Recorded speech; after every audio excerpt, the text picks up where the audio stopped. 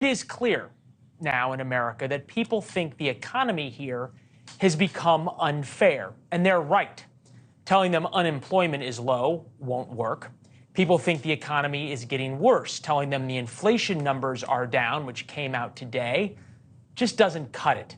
It's like the British during World War II. Keep calm and carry on.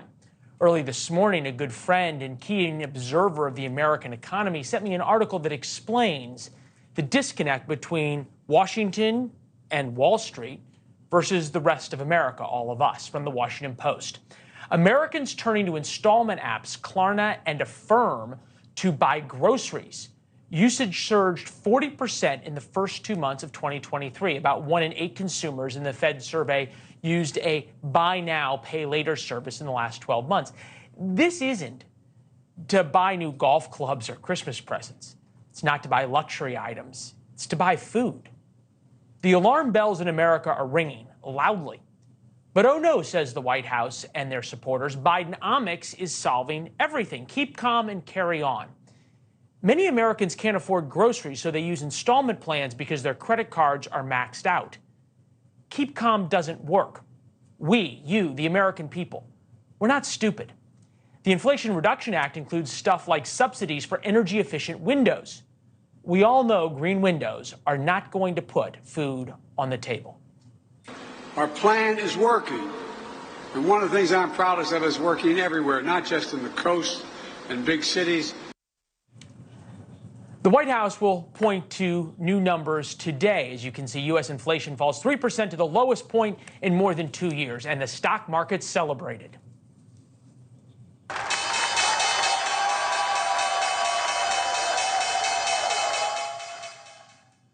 Dow, S&P, everything up big. Well, Americans just don't feel that. This is part of the problem. Never before has the disconnect between the very rich and everybody else been so large. Of course, the rate of inflation is going down great, but prices are still going up. And on certain things, they're going up a lot. Groceries up 4%, eating out up 7%, cereal 7%, bread, rice, rent, maintenance costs, insurance. They're all going up. Insurance is up 17%, but folks in Washington don't feel that. Life here is actually pretty good. Big corporations still crush earnings estimates. The lobbyists still spend big money whining and dining members of Congress. The housing market remains red hot, with suburbanites flush on government consulting contracts. Then, as Eric Erickson explained, there is the rest of the country.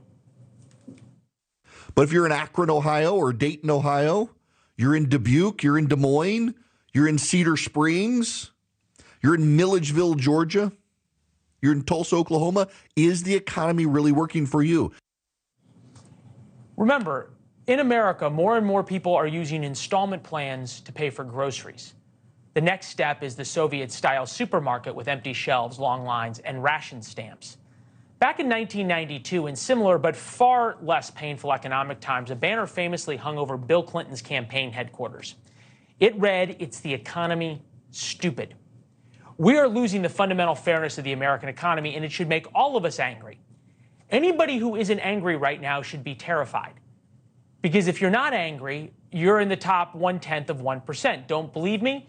Just ask the rich French and Russians. This is how their revolution started. It did not end well for the very rich. For the first time in history, there is a major disconnect in America, not between rich and poor, but between the very, very rich and everybody else. The very rich actually did exceptionally well during the pandemic. Everybody else did not. That feels like France or England, not the fairness we're used to here in America. John Kennedy, who came from one of the richest families in America, understood, even back in the 1960s, that this can't work. If a free society cannot help the many who are poor, it cannot save the few who are rich. America was built on the idea of fundamentally fair play. Nowhere in the world could people move from the broom closet to the upper middle class in one generation. That's why so many people still to this day come to America. They come here, they risk their lives, they spend every penny they have for the promise of the American dream. Now a lot of Americans believe they don't have a chance. The deck is stacked against them, and it's worse for their kid. 30% or less of Americans believe in the American dream. That's awful. The dream is what binds us together. The dream is what we all believe in until we don't. America doesn't feel fair anymore. It's now about class. That's a dangerous thing. We now have an aristocracy in America. Their wealth will last until the end of time, while the rest of America buys groceries on installment plans. History tells us when a country divides on class, things don't end well. Again, just think about the French and Russian revolutions.